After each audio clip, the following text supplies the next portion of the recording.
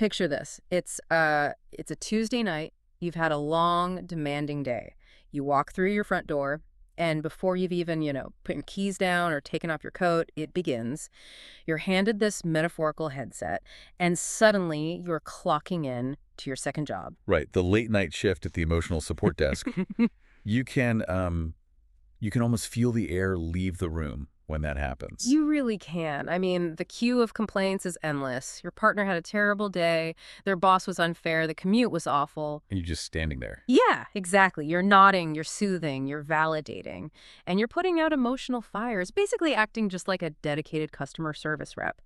And somewhere in the middle of all that careful crisis management, as you're pouring out the last reserves of your own energy, you find yourself wondering, well, where did the actual partnership go? And that tension right there is exactly what we're unpacking in this deep dive.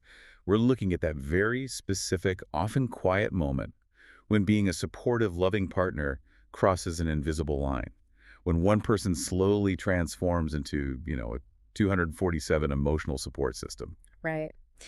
So our mission today is to explore that fine line between true intimacy and role imbalance. We're going to look at how one person can almost silently become the default listener, the crisis handler, and the mood regulator for the entire relationship. And just to be completely clear right up front, the framework we are discussing is a lens for understanding your relationship dynamic. Welcome to AI Dialogue Lab.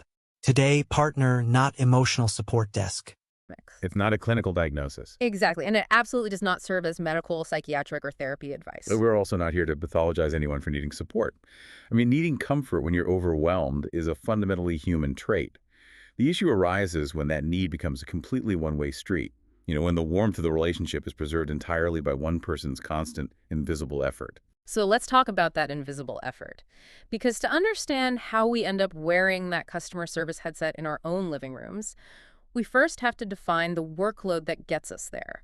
I want to look at this concept of emotional labor. Which is a term that gets thrown around a lot. It really does. Usually when we hear that phrase, we think of the workplace, right? Right.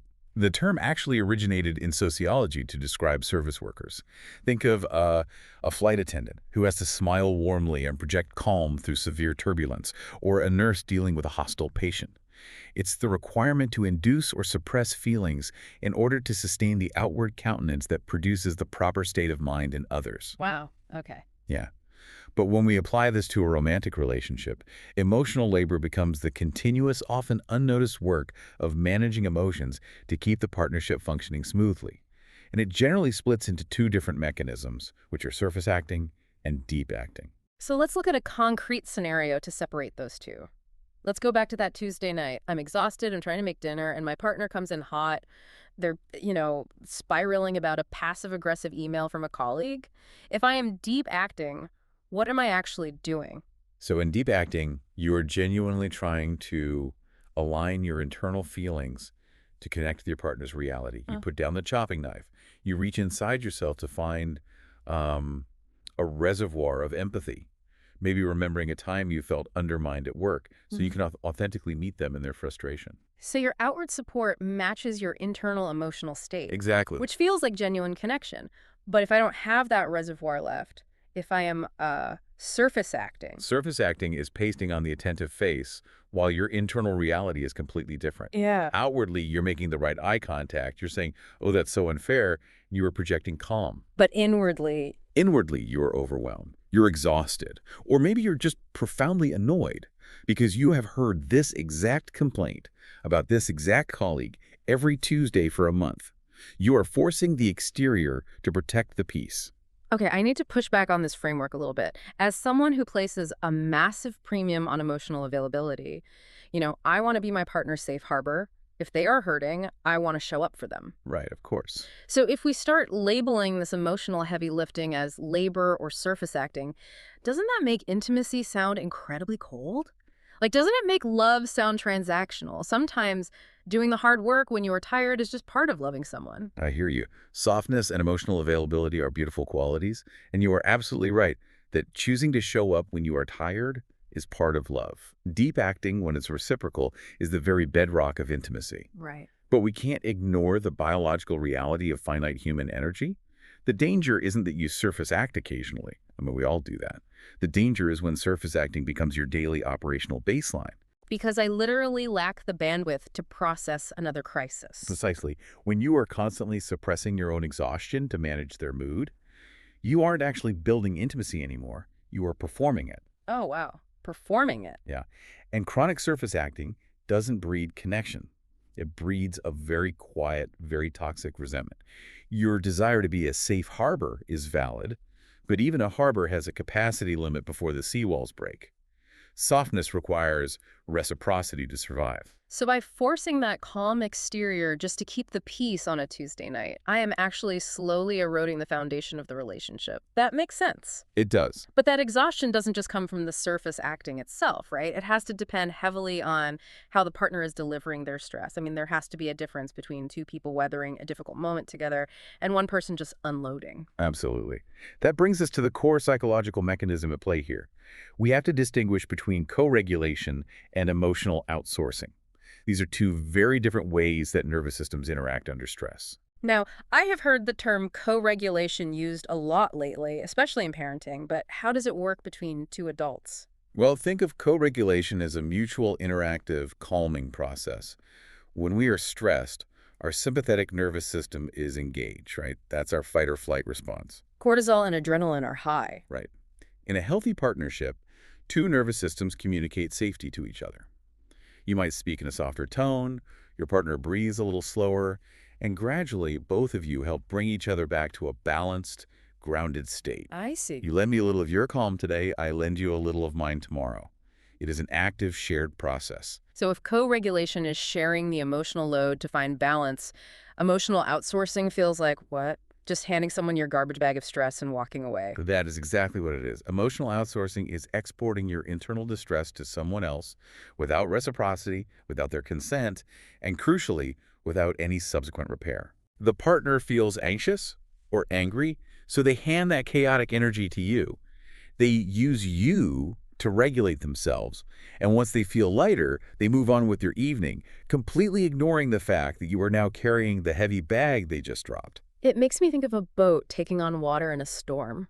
Oh, I like that analogy. Yeah, like co-regulation is like we're rowing the boat together. We're both paddling. We're both terrified. We're both exhausted, but we are keeping each other afloat. Right? Emotional outsourcing is like one partner frantically bailing the water out of their side of the boat, dumping it directly into my side of the boat, and then taking a comfortable nap while I drown in their water. That's a perfect visual.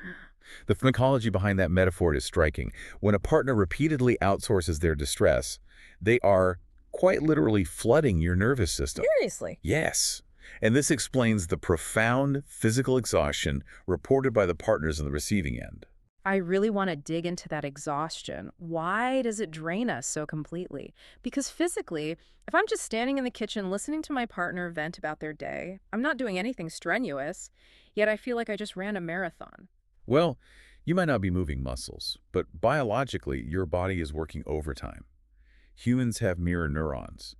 We are wired to empathize.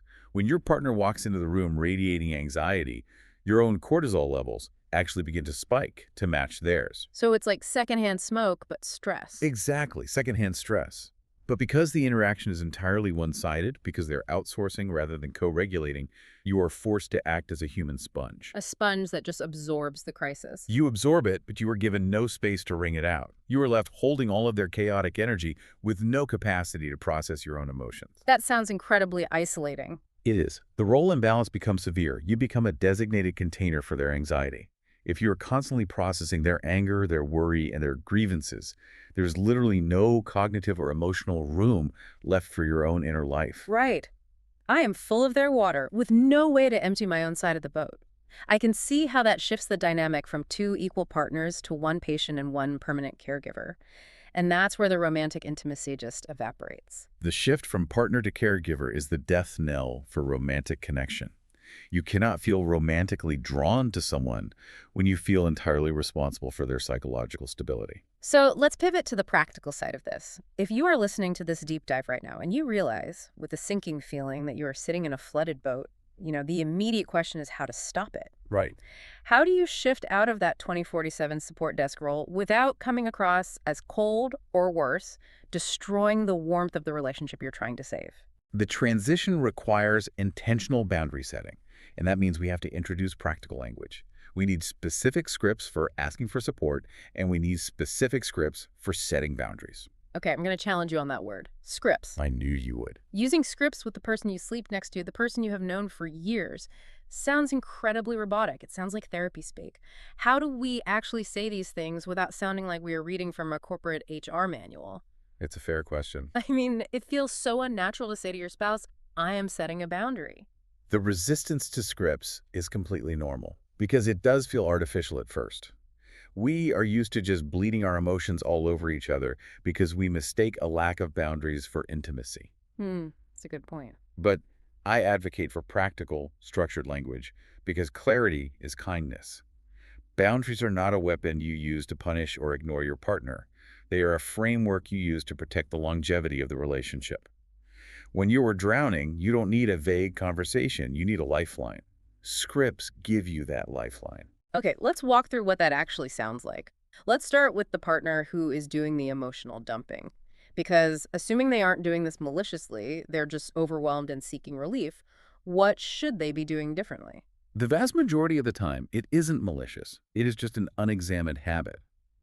For the partner needing support, the new script revolves entirely around asking for consent before venting. Consent, okay? It shifts the dynamic from an ambush to a collaboration. It is as simple as pausing at the door and saying, I am incredibly stressed about work right now. Do you have the mental bandwidth for me to vent about it for 10 minutes? Which immediately does two things. It gives the listener the option to say no, but it also forces the person venting to recognize that their stress is a tangible weight they're about to hand over. Exactly. It acknowledges that the other person's mental state matters. Just asking the question acts as a speed bump for their own nervous system. Now, what about the overloaded partner? The one who is constantly doing the emotional labor, constantly surface acting.